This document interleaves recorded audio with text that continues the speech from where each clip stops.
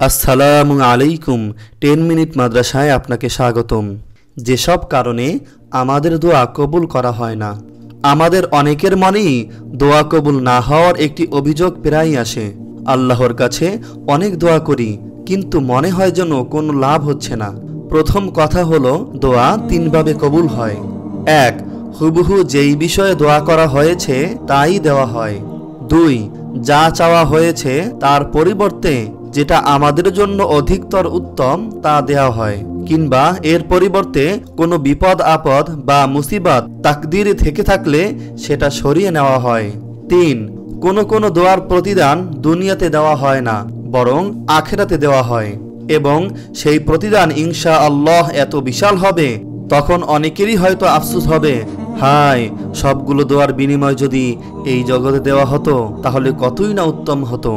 তাই দোয়া কখনো বিফলে যায় না, বেশি বেশি দোয়া করতে হবে।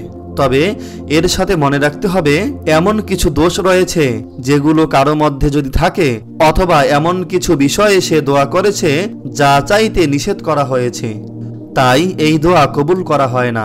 এই দোয়ার কোনো প্রতিদানও সে পায় না, না দুনিয়াতে না আখিরাতে। নিচে 3টি উদাহরণ দেওয়া হলো। 1. উপার্জন হারাম হওয়া।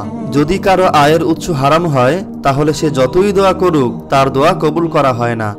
এমনকি নিচের হাদিসটিতে দেখা যাবে, চরম অসহায় অবস্থায় সে দোয়া করেছে কিন্তু তার দোয়া কবুল হচ্ছে না। হাদিসটি হলো আবু হুরায়রা রাদিয়াল্লাহু তাআলা থেকে বর্ণিত।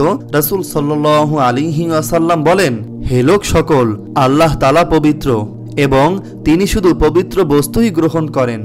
আল্লাহ তাআলা মুমিনদেরকে ওই সকল নির্দেশই দিয়েছেন যা তিনি দিয়েছেন তার প্রেরিত রাসূলগণকে।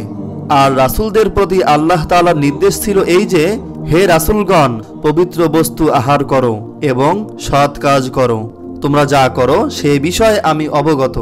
অতঃপর রাসূল সাল্লাল্লাহু আলাইহি ওয়াসাল্লাম সেই ব্যক্তির কথা উল্লেখ করেন যে দীর্ঘ পথ অতিক্রম করে ধুলাবালি মিশ্রিত অবস্থায় এলোমেলো চুল নিয়ে 2 হাত আকাশের দিকে উঁচু করে বলতে থাকে, হে আমার রব, হে আমার রব, অথচ তার খাদ্য হারাম, পানীয় হারাম এবং বস্ত্র হারাম।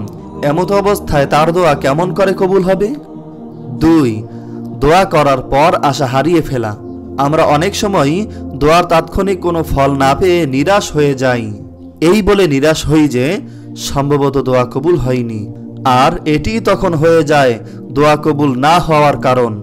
আবু হুরায়রা রাদিয়াল্লাহু তাআলা আনহু থেকে বর্ণিত, রাসূল সাল্লাল্লাহু আলাইহি ওয়াসাল্লাম বলেছেন, তোমাদের কোনো ব্যক্তির দোয়া গৃহীত হয় যতক্ষণ না সে তাড়াহুড়া করে বলে, আমার প্রভুর নিকট তো দোয়া করলাম কিন্তু তিনি আমার দোয়া কবুল করলেন না। 3. এছাড়াও হারাম কোনো কিছুর জন্য দোয়া করা হলে সেটা কবুল হয় না, বরং আল্লাহ যেগুলোকে হারাম করেছেন সেটা লাভ করতে চাওয়া আল্লাহ তাআলার সাথে এক প্রকার ঠাট্টা করার নামান্তর, যা ক্ষেত্র বিশেষে ঈমান নষ্ট হওয়ার কারণ হয়ে দাঁড়ায়। আল্লাহ তাআলা আমাদের সবাইকে সঠিক বুঝ দান করুক। আমিন। জাযাকাল্লাহ।